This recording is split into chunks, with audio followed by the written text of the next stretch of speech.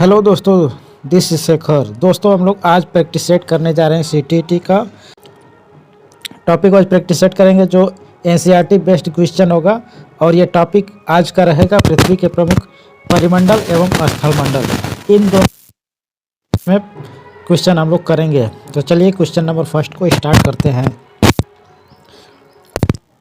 पृथ्वी में जल की कौन सी अवस्थाओं को सम्मिलित किया जाता है? जल, बर्फ, जलवाष्प या फिर उपरोक्त सभी? उपरोक्त सभी हो जाएगा इसका आंसर दोस्तों। उपरोक्त सभी को इसमें शामिल किया जाता है, मतलब जल, बर्फ और जलवाष्प को भी सम्मिलित किया जाता है। नेक्स्ट क्वेश्चन है, जैव मंडल के अंतर्गत कौन कौन से परिमंडल शामिल है?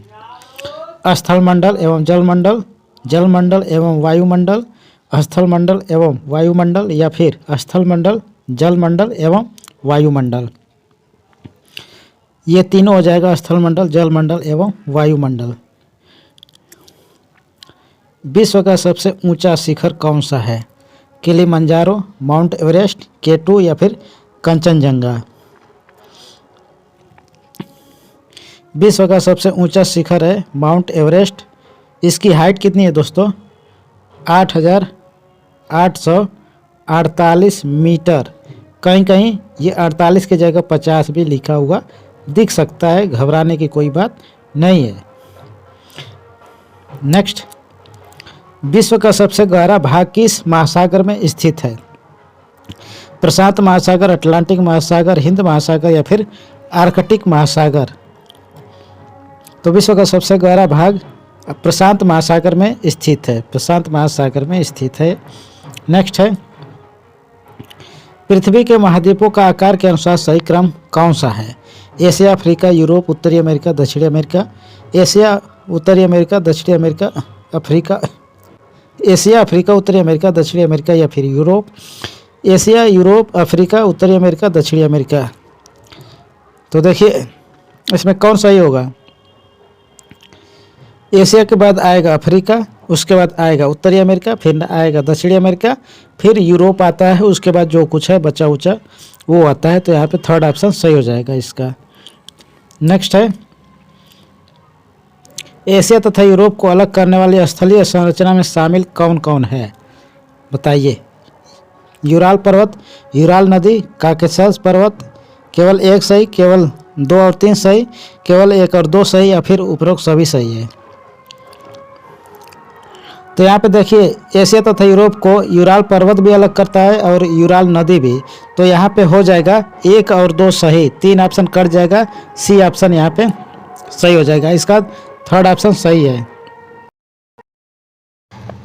प्रश्न है कि वह कौन सा महाद्वीप है जिससे होकर कर्क रेखा, मकर रेखा तथा विषुवत वृत्त तीनों गुजरती है? अफ्रीका, दक्षिणी अमेरिका, यूरोप या फिर एशिया? तो अफ्रीका से होकर ये तीनों, मतलब कि कर्क, मकर और विषुवत वृत्त, ये तीनों गुजरती है। फर्स्ट ऑप्शन यहाँ पे सही हो जाएगा। नेक्स्ट है कि एशिया को अफ्रीका से अलग करने वाली नहर का क्या नाम है? पनामा नहर, स्वेज नहर, किल नहर या फिर सू नहर?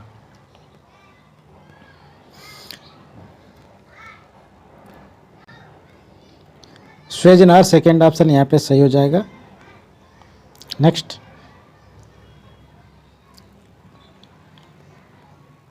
उत्तरी अमेरिका तथा दक्षिणी अमेरिका महाद्वीप किस देश में मिलते हैं? पनामा, कोस्टारिका, निकारागुआ या फिर होंडुरास? प्रश्न का आंसर पनामा हो जाएगा। अगला प्रश्न है, दक्षिणी अमेरिका महाद्वीप के संदर्भ में नीचे दिए गए कथनों पर विचार करना है। इस महाद्वीप के पूर्व में प्रशांत महासागर तथा पश्चिम में अटलांटिक महासागर है। विश्व की सबसे लंबी पर्वत श्रृंखला एंडीज इसके उत्तर से लेकर दक्षिण की ओर फैली है। इस महाद्वीप में विश्व की सबसे बड़ी नदी अमेजन बहती है। उपरोक्त कथनों में से कौन सा कथन सत्य है? 1 और 2 सही है, 2 और 3 सही है, 1 और 3 सही है या फिर उपरोक्त सभी सही है? तो इसमें पहला स्टेटमेंट गलत है, बाकी सब सही है, मतलब कि हो जाएगा सेकेंड और थर्ड ऑप्शन यहाँ पे सही है। किस महाद्वीप को द्वीपीय महाद्वीप कहते हैं? उत्तरी अमेरिका, अंटार्कटिका, यूरोप या फिर ऑस्ट्रेलिया को? ऑस्ट्रेलिया महाद्वीप को द्वीपीय महाद्वीप के नाम से जाना जाता है। अंटार्कटिका महाद्वीप के संदर्भ में नीचे दिए गए कथनों में से कौन सा कथन सत्य है? इसका क्षेत्रफल यूरोप और ऑस्ट्रेलिया के सम्मिलित क्षेत्रफल से अधिक है। दक्षिण ध्रुव इस महाद्वीप के पूर्वी किनारे पर स्थित है। यहाँ किसी भी प्रकार का स्थायी मानव निवास नहीं है। 1 और 2 सही है, 2 और 3 सही है, 1 और 3 सही है, या फिर उपरोक्त सभी सही है? बताइए।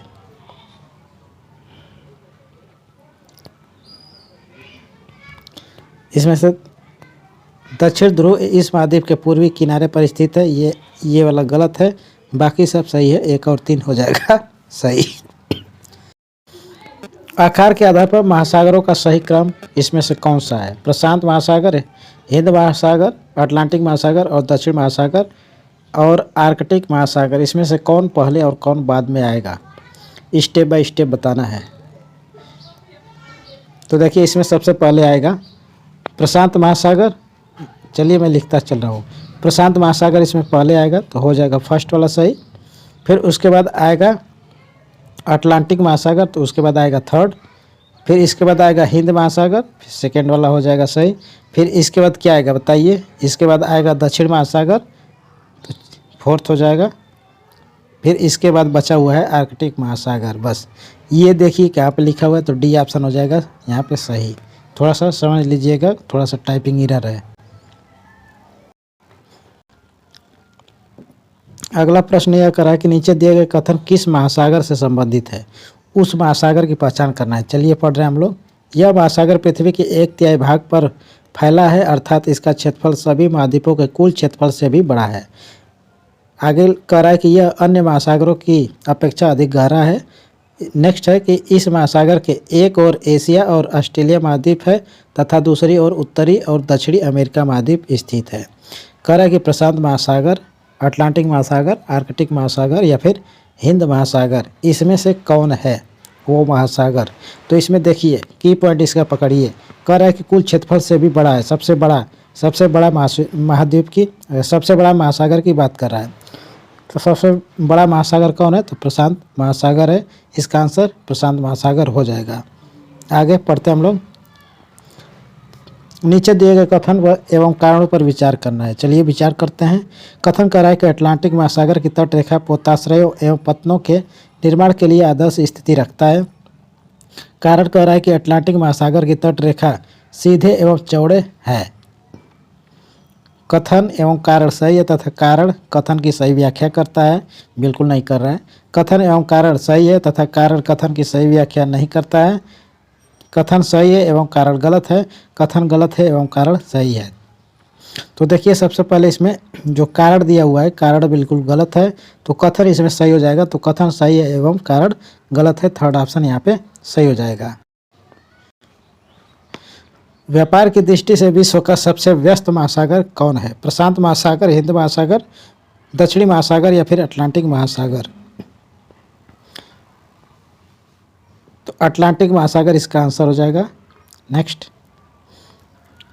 वायुमंडल में मध्य मंडल किन दो मंडलों के बीच में पाया जाता है? क्षोभ मंडल और समताप मंडल, समताप मंडल और आयन मंडल, बहिर्मंडल और आयन मंडल या फिर इसमें से कोई नहीं?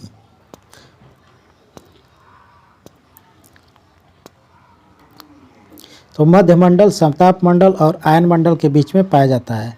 मतलब समताप मंडल और आयन मंडल के बीच में क्या मिलता है? मध्य मंडल। नीचे दिए गए कथनों पर फिर से विचार करना है। कह रहा है कि वायुमंडल में उपस्थित नाइट्रोजन गैस सभी प्रकार के जीवधारियों की वृद्धि में सहायक होती है। आगे कह रहा है कि कार्बन डाइऑक्साइड गैस पेड़ पौधों की वृद्धि में सहायक होती है। उपरोक्त में से कौन सा या फिर कौन सी कथन सत्य है? केवल एक सही है, केवल दो सही है, एक और दो दोनों सही है या फिर इसमें से कोई नहीं? तो देखिए जो भी स्टेटमेंट यहाँ पे दोनों दिया है, दोनों सही है, तो थर्ड ऑप्शन यहाँ पे सही हो जाएगा। नेक्स्ट, अब चलिए अब हम लोग यहाँ पे परिमंडल को पढ़ लिए, अब हम स्थल रूप को पढ़ेंगे। तो पहला प्रश्न है स्थल रूप का। पृथ्वी के विभिन्न स्थल रूपों उदाहरण पर्वत, घाटी, पठार एवं मैदानों का निर्माण किन प्रक्रियाओं के परिणाम स्वरूप हुआ है? आंतरिक प्रक्रिया के द्वारा, बाह्य प्रक्रिया के कारण, आंतरिक एवं बाह्य दोनों प्रक्रियाओं के कारण, या फिर इसमें से किसी प्रक्रिया के द्वारा नहीं। तो देखिए, पर्वत, घाटी, पठार एवं मैदानों का निर्माण आंतरिक प्रक्रिया के कारण तथा बाह्य प्रक्रिया दोनों के कारण हुआ है, तो यहाँ पे थर्ड ऑप्शन सही हो जाएगा। नेक्स्ट है, नीचे दिए गए कथनों में से सत्य कथन की पहचान कर रहा है। पृथ्वी की सतह के टूटकर घिस जाने को अपरदन कहा जाता है। पृथ्वी की नई सतहों के निर्माण की प्रक्रिया, यहाँ पे लिखा हुआ है, प्रक्रिया को निक्षेपण कहा जाता है। केवल एक सही है, केवल दो सही है, एक और दो दोनों सही है, न तो एक सही है और न ही दो। तो यहाँ पे दोनों स्टेटमेंट बिल्कुल सही है, एक और दो दोनों सही है।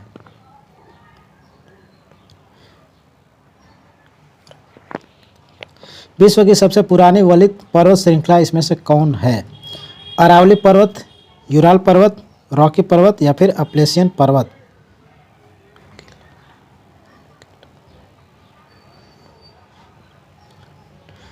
अरावली पर्वत विश्व की सबसे पुरानी वलित पर्वत है, फर्स्ट ऑप्शन सही हो जाएगा।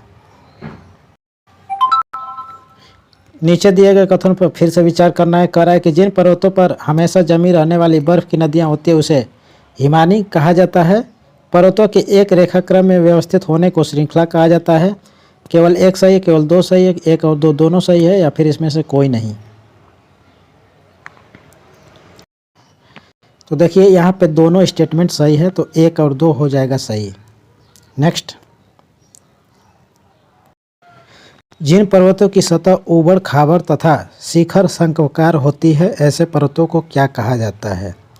वलित पर्वत, भ्रंशोत्त पर्वत, ज्वालामुखी पर्वत या फिर इसमें से कोई नहीं।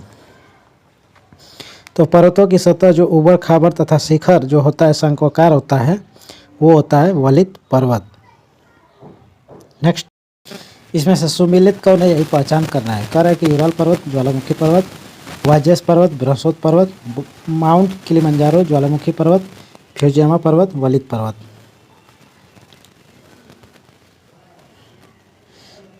एक और चार सही है, दो तीन सही है, एक तीन सही है, या फिर उपरोक्त सभी सही है। तो कौन है इसमें से सही है? तो यहाँ पे एक और दो नहीं, बताइए कौन सही है?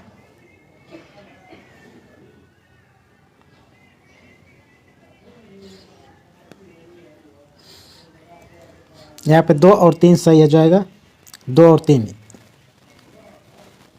ठीक। नेक्स्ट, मोनाकी पर्वत किस महासागर में स्थित है? अटलांटिक महासागर, प्रशांत महासागर, हिंद महासागर या फिर दक्षिण महासागर में? मोनाकी पर्वत जो है दोस्तों, ये प्रशांत महासागर में स्थित है। विश्व का सबसे ऊंचा पठार कौन सा है? दक्कन का पठार, केन्या का पठार, युगांडा का पूर्वी पठार या फिर तिब्बत का पठार?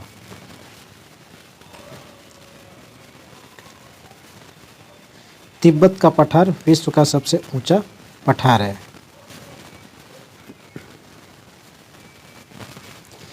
इसमें से जलप्रपात को पहचानना है। होंडरू जलप्रपात, जोग जलप्रपात, शिव समुद्र जलप्रपात या फिर धुआंधार जलप्रपात? केवल एक सही है, दो और तीन सही है, एक और दो सही है, तीन और चार सही है। कौन इसमें सही है उसी को पहचानना है। तो इसमें होंडरू जलप्रपात और जोग प्रपात ये दोनों जलप्रपात है। ठीक, फर्स्ट और सेकंड सही हो जाएगा, तो यहाँ पे थर्ड ऑप्शन सही हो जाएगा। मैदान के संदर्भ में नीचे दिए गए कथनों पर विचार करना है। अधिकांश मैदान मुख्य नदियों तथा उसकी सहायक नदियों के कारण बने हैं। मैदान विश्व में सबसे अधिक जनसंख्या वाले भाग होते हैं। उपरोक्त कथनों में से कौन सा कथन सत्य है? केवल एक सही है, केवल दो सही है, एक और दो दोनों सही है, न तो एक सही है और न ही दो।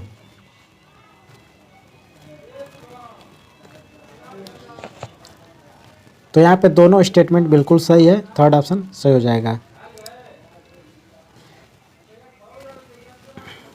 यांगत्से नदी कहाँ बहती है? चीन, मंगोलिया, रूस या फिर उत्तरी अमेरिका? आसान प्रश्न है, यांगत्से नदी चीन में बहती है। फर्स्ट ऑप्शन यहाँ पे सही हो जाएगा। तो दोस्तों ये रहा प्रैक्टिस सेट। मिलते हैं अगले प्रैक्टिस सेट में, तब तक के लिए टेक केयर।